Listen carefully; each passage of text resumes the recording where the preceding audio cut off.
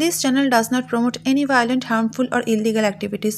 All content provided by this channel is meant for an educational purpose only. আমি সঙ্গন ছিলাম না, আমি ঘুমিয়েছিলাম। তারপরে পুলিশ আমাকে এনে থানায় মারধর করে চাকু হাতে দিয়ে ফটো তুলে আমাকে এখানে পাঠায় কোর্টে। সাজা হয়েছে এবং সেটা একটা মার্ডার কেস। এখানে মদের ঠেকে মদ খেতে গিয়ে গন্ডগোল এবং একটা হ্যান্ডিক্যাপ লোক যে কতখানি ফিউরিয়াস হয়ে যেতে পারে এবং কতখানি নৃশংস হয়ে যায়।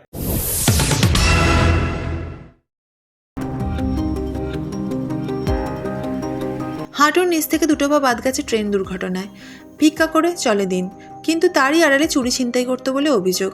ব্যান্ডেলে সেই কুখ্যাত দুষ্কৃতী ছোট্টু পাণ্ডেকে এবার খুনের মামলায় যাবজ্জীবন কারাদণ্ডের নির্দেশ দিল চুঁচুড়া আদালত। 2020 সালের 28 অক্টোবর ব্যান্ডেল স্টেশন রোড ওভারব্রিজের কাছে মদের ঠেকে বচসার সময় রিকশা চালক রামদাস মাঝিকে ছুরি মেরে খুন করার অভিযোগ ওঠে ছোট্টু ওরফে মঙ্গল পাণ্ডের বিরুদ্ধে।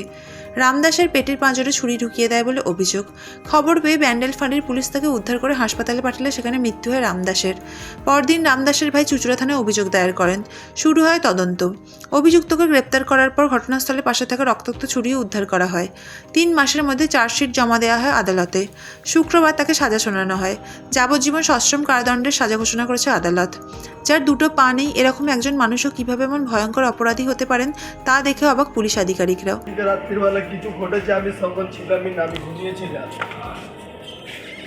তারপরে পুলিশ আমাকে এনে থানায় মারধর করে চাকু হাতে দিয়ে ফটো তুলে আমাকে এখানে পাঠায় কোর্টে পাঠাবার পরে আমাকে এখানে এনে চালান করে তারপরে আমাকে এখানে পাঠিয়ে দেয়। জানা গেছে হাঁটতে না পারলেও খুব ভালো জাম করতে পারে ছোট্টু। সাজা হয়েছে এবং সেটা একটা মার্ডার কেস।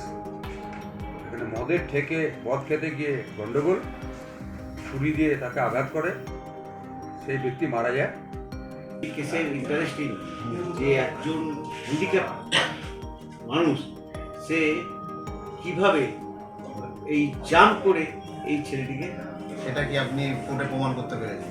অবশ্যই এবং প্রসঙ্গত তাই না, তার ক্রিমিনাল অ্যান্টিসিডেন্ট খুব খারাপ। এর আরও অনেক মামলা আছে, অনেক মামলা, সেগুলো রেফারেন্স এক্ষুনি আপনাদের দিতে পারছি না, তবে অনেকগুলো মামলা তার আছে। মানে তিনি একজন কি হবে তারপরে বোধহয় কোনো জাম্প মানে ওই ক্রিমিনাল এটি বোধহয় কাটা গেছে, কোনো তাড়াতাড়া করেছিল যে কারণে জানি না কী করে ফেলেছে।